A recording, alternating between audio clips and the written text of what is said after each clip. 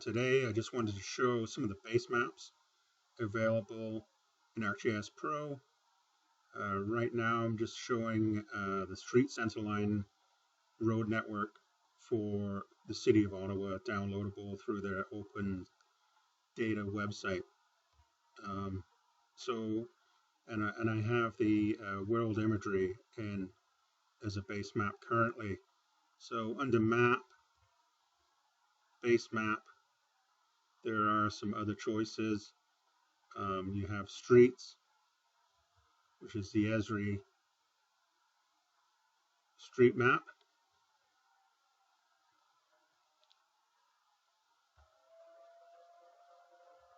You have topographic.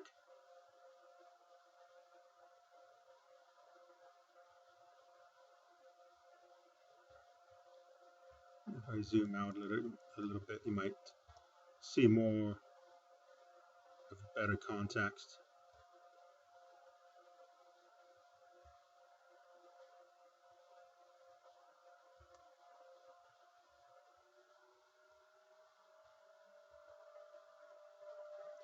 Navigation.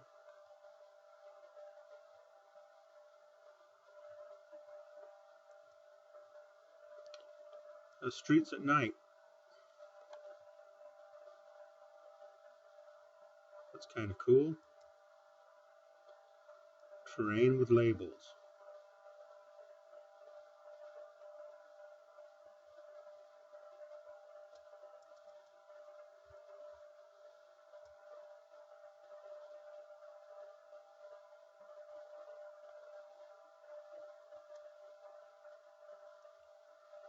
Dark gray canvas.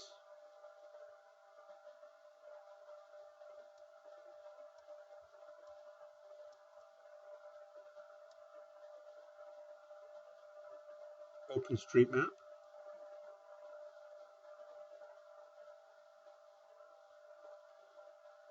I'm going to turn off the road center lines and zoom in.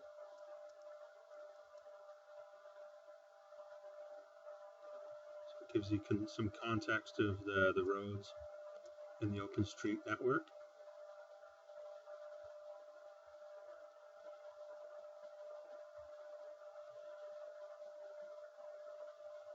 And there's some Esri Canada base maps there too.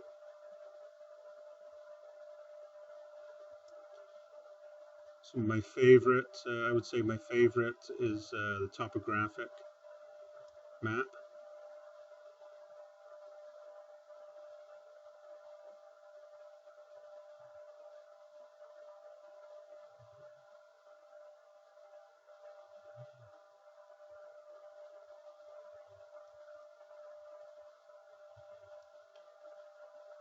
And the imagery.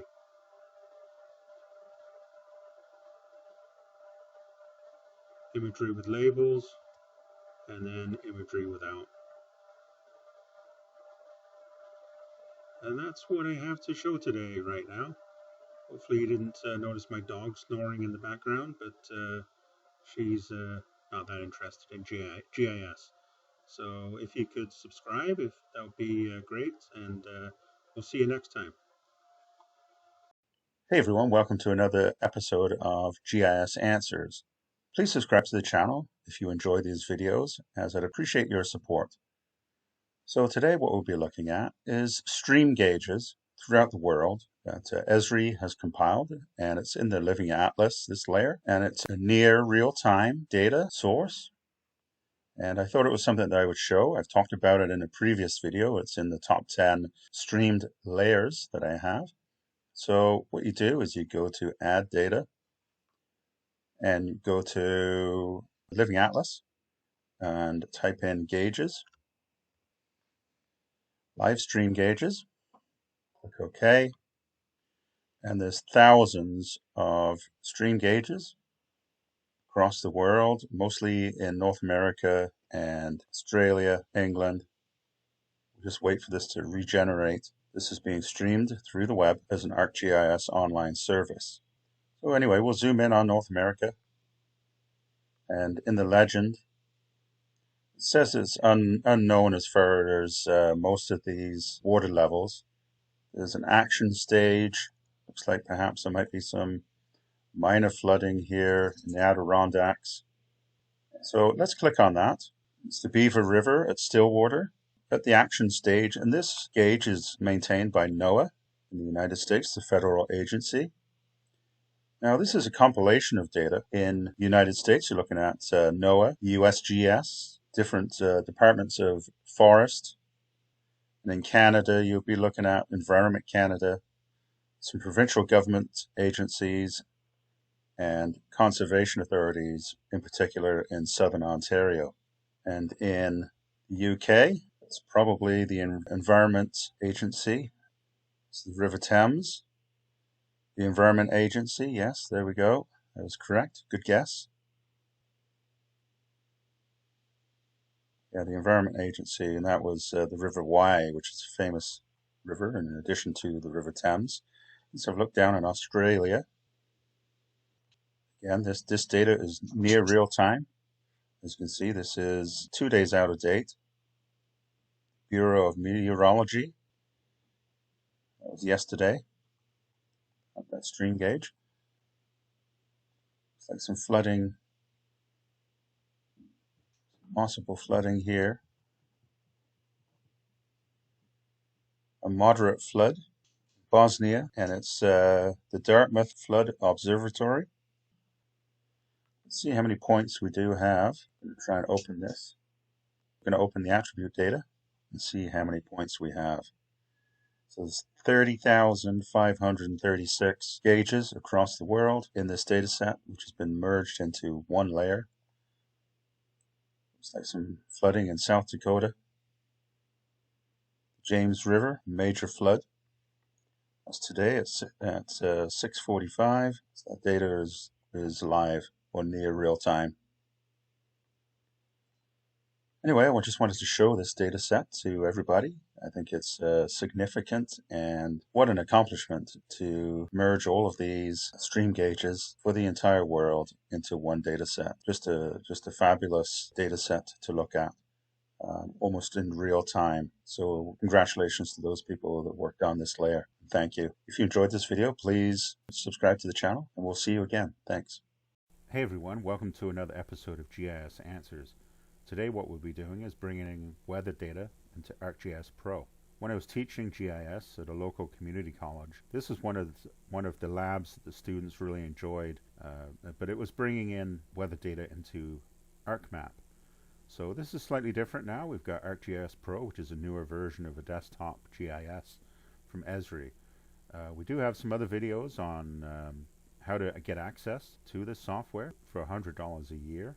So if you're interested in that, feel free to have a look at those previous videos. So what you do, under the map ribbon in your map configuration, add data. Under portal, we're going to Living Atlas. We're going to type in weather. And what we want to do is look for NOAA NextRad radar. I'm going to add that.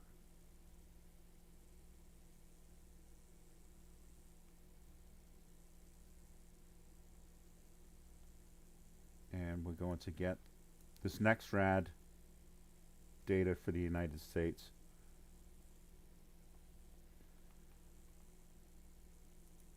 Basically, this is a 15-minute weather radar, updated every 15 minutes.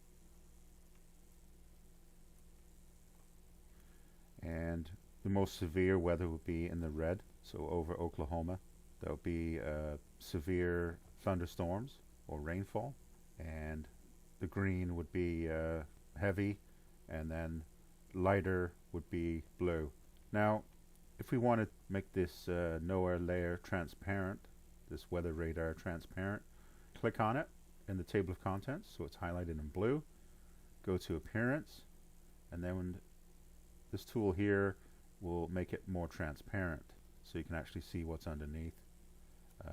Right now we have the world topographic map, but we could change that base map to streets at night maybe, and let's see what that looks like. Yeah, so that might be maybe a little bit better, but you have the blue roads conflicting with the blue in the satellite imagery, the weather radar.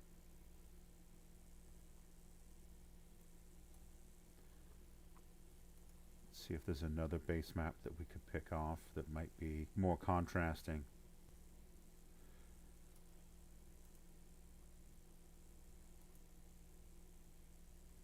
So you do have the swipe, so the swipe feature, so you can actually see how that works. I just click there. So that's also under the appearance, just underneath the transparency tool, there's the swipe tool, and that swipes from the top.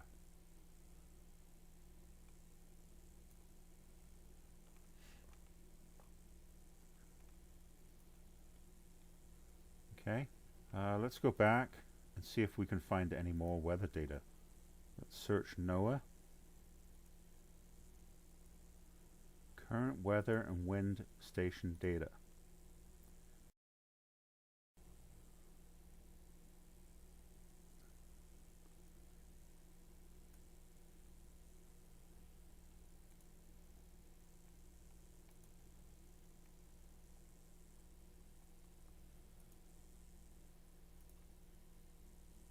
As you can see the wind directions.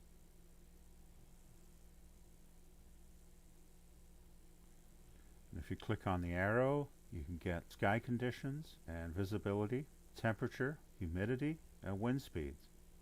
Very useful. Excellent.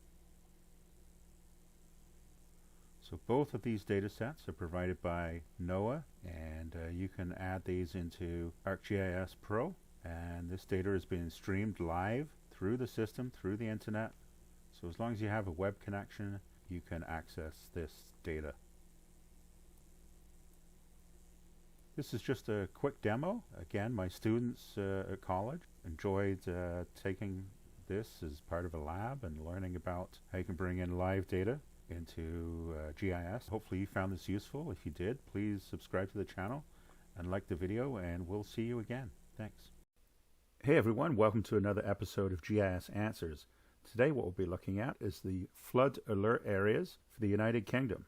If you like the video and enjoy these videos, please subscribe to the channel. So this is ArcGIS Pro, and it's a software from Esri.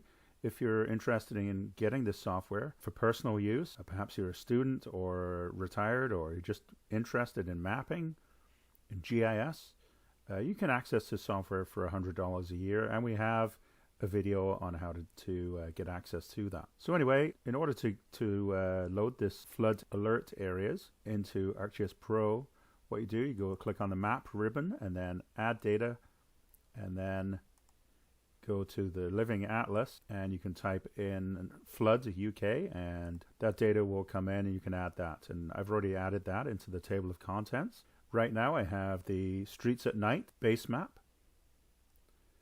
and I loaded in the flood alert areas, and this is in a national UK national grid projection, which is Mercator projection, and so then the base map adjusted to match that projection. So I've got it in pink right now, the data. As you zoom in, you get a lot more detail. So really we want to change the appearance of this pink polygons, maybe increase the transparency. And maybe let's change the base map to imagery with a hybrid, which includes labels. Let's have a look at that.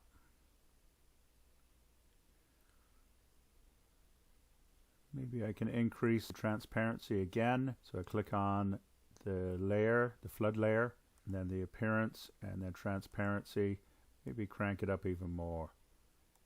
Maybe we can change the outline.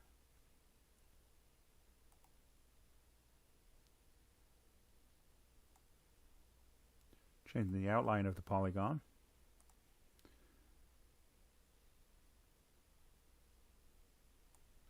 Maybe instead of a pink, we'll change that to maybe a green.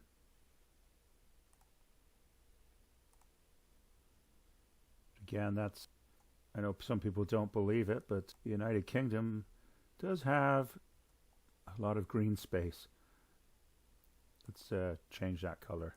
Let's make it a yellow or something like that. There's a yellow. Okay, so you can actually see these flood prone areas all mapped throughout the UK. Mapped by the Environment Agency and the Ordnance Survey. This data is copyright to both of those agencies. And it's fully interactive. This is being streamed through Esri, ArcGIS Online, the Living Atlas. So if you click on a polygon, this is the groundwater flooding in the west of Dorset. It's groundwater. And there's a quick dial number, so this must be some kind of emergency number that you can either dial and report, or maybe perhaps dial and get an update on the situation. They've had so much flooding in the United Kingdom over the years that I guess this layer has been built, has been created to reflect those areas of concern. So going along the south coast, so we looked at Devon down by Weymouth, and now we're looking at the Isle of Wight, Southampton, right in here. This is the Hamble River, I believe, if we click on that. So it's Hampshire, Southampton, Solent, and South Downs. Yes, and the target area is Southampton water and the Hamble, so the Hamble River.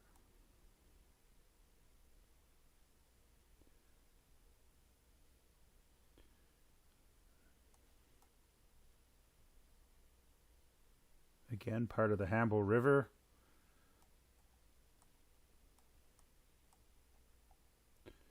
In and around Warsash.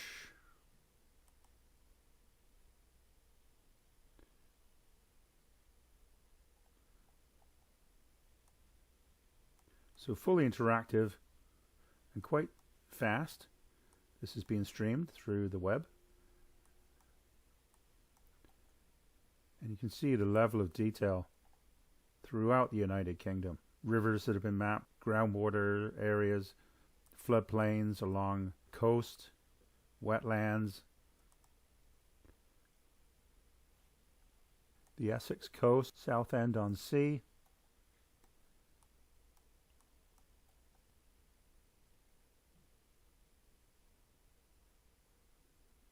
this is a huge area right by Peterborough,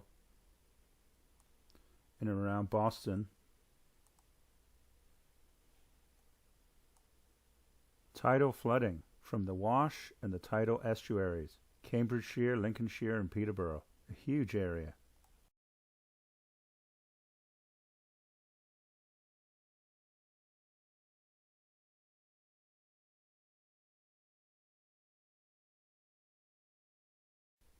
Up and around Newcastle, not a lot up there. Whitley Bay and Newcastle, but in and around Middlesbrough, a fair amount of potential flooding in the city. Tidal River Tees. Obviously they wouldn't get much flooding in the moors in the northern part of the UK.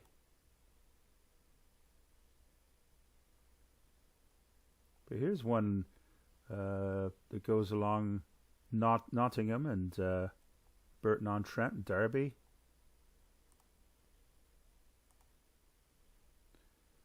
So that's the River Trent. A very famous river in England. All the way over to Lichfield, Sutton Coldfield, and down into Birmingham.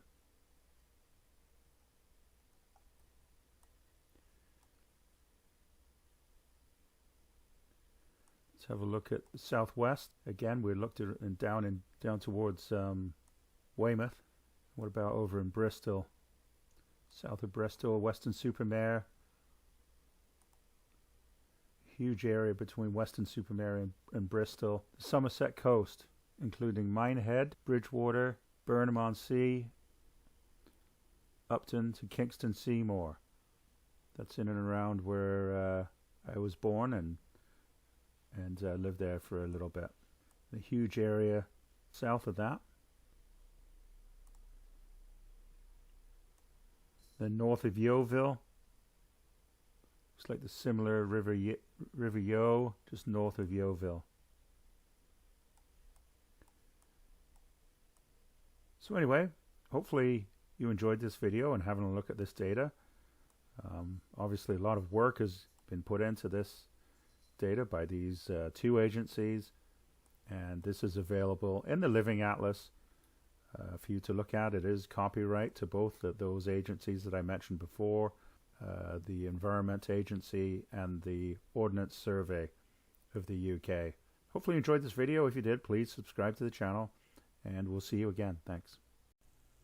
Hey everyone, welcome to another episode of GIS Answers. Today what we'll be looking at is the World Traffic Service, and it's from Esri, and it's in the Living Atlas, and you can add that to ArcGIS Pro by going to Add Data and clicking on Living Atlas, and you can type in traffic, and you can add in the World Traffic Service.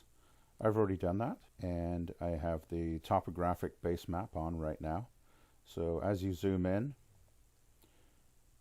you get a series of points as well as the routes that show the traffic congestion. So light blue would be flowing well, yellow would be some congestion, slower, orange would be higher congestion, and red would be stopped. So no flow of traffic, or very little flow, very slow flow.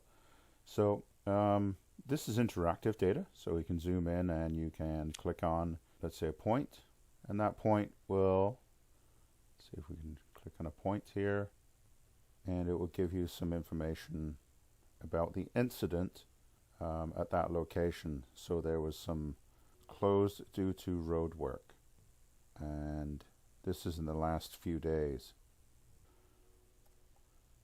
So anyway, we're looking at North America, and right now it's early in the morning in the USA and Canada, so there's not obviously a lot of traffic flow.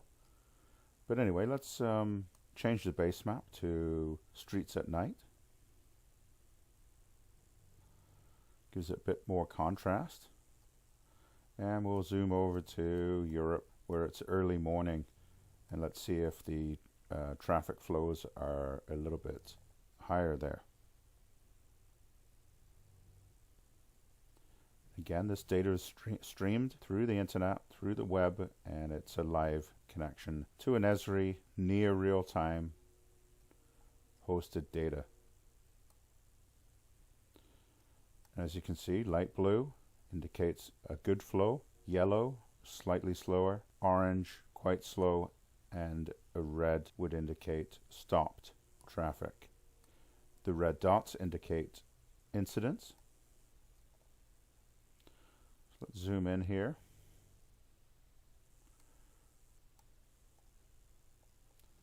Let's try and find a larger city.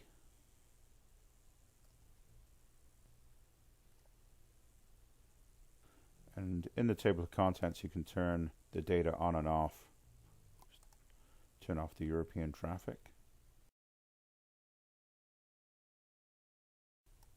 Maybe if we zoom in on Munich, let's turn on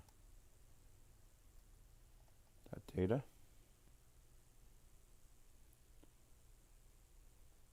So quite good traffic flow in Munich.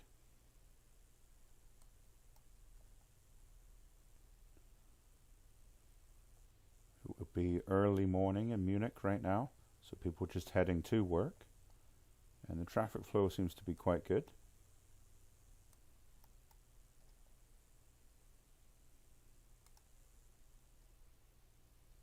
Let's have a look at another city. How about Vienna? Just clicking on an incident point here. This is an incident in the last few days. Looks like it's over with now. Well, let's have a look at some other countries.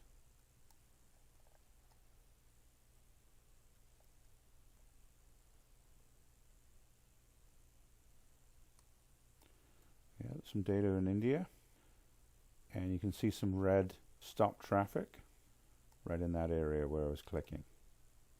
And further up here, so there's some traffic jams there in Mumbai, India. So hopefully you enjoyed this data. Having a quick look at this very interesting live near real-time data showing traffic across the world. Let's go back to London, have a look in London, see if there's anything going on. Looks to be flowing quite well now. It would be about 6:30 in the morning, so people are just waking up in London. No traffic jams in England. Shocking. There's Southampton, my hometown. Usually pretty good there. Hopefully you enjoyed this video. If you did, please subscribe to the channel, and we'll see you again. Thanks for watching. Hey everyone, welcome to another episode of GIS Answers. Today what we'll be looking at is some live content, USA active wildfires. And this is coming from the Esri live data through looking at the Living Atlas. And I'll show how to search on that and add the data into ArcGIS Pro. So what I've done, I've added the USA current wildfires by going into Add Data, Living Atlas, and then Wildfires. Active wildfires, and just add that. I've also added in the recent weather radar, NextRad, which we did that in a previous video. If you'd like to take a look at that, and it's live radar showing where rainfall would be occurring across the United States. And there's the NextRad radar live, up to date, 15-minute regeneration on that. And basically the yellow would be the heavy, red or yellow would be heaviest rainfall, green would be next heaviest, and the lighter would be in the blue. So let's just turn that weather radar off for now, and we're going to look at some of these current wildfires in the United States. Generally, the larger the icons, the symbols, the larger in size the fire would be. The yellow and red indicate a new fire in the past 24 hours. And we have a cluster in California. There's some larger fires in New Mexico. Let's have a look at those. You just click on those. Cook's Peak incident, 54,000 acres burned. Percent contained, 18. And it's got the date, 17th of April. Current as of the 25th of April at 11:41, which is approximately 20 minutes ago.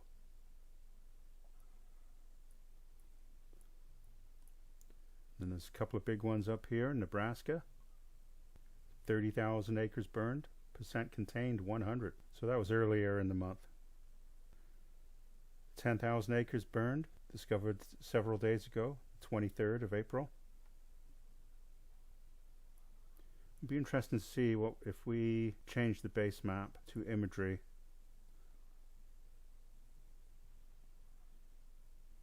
And if we zoom in on these areas, whether they're forested. And we also have within this layer, within the current wildfires, we have a polygon showing the wildfire perimeter. So if we click on that perimeter, it also gives you the acreage. So that's quite good that they have a polygon plus a point feature. Hermit's Peak, 56,000 acres. You can see this is quite a remote area. Let's go back and click on the imagery hybrid. So we'll have some reference points, some boundaries.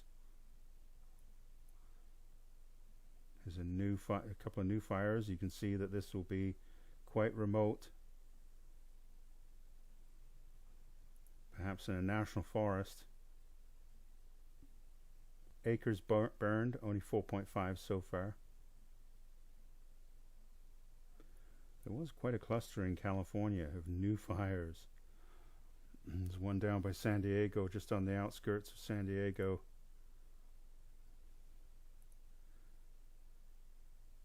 Quite a small fire.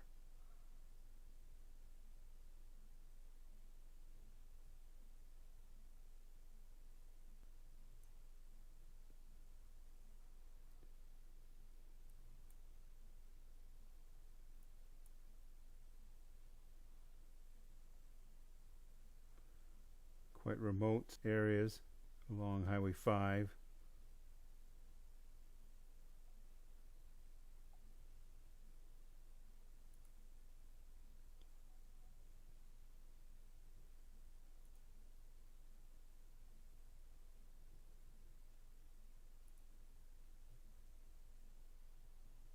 Looks like one's a false alarm.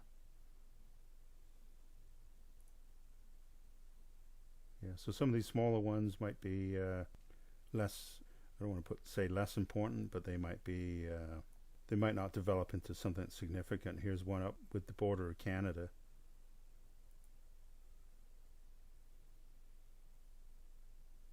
A couple of days ago.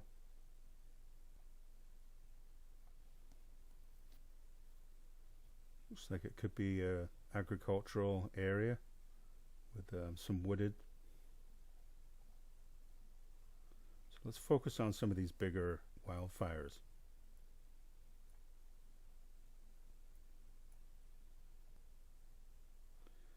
There's one in Houston, 1,243 acres. That was earlier this month, a couple of weeks ago. Prescribed fire, acres burned. These are the ones in yellow.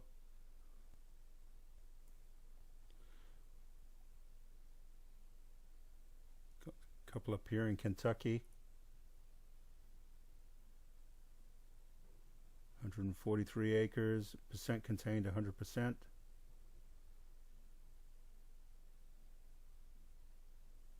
It's quite remote areas where some of these fires are taking place. A lot in Maine. There's a big cluster in Maine around Augusta.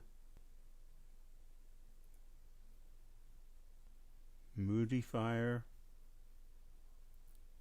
Not a lot of information on these fires except the dates.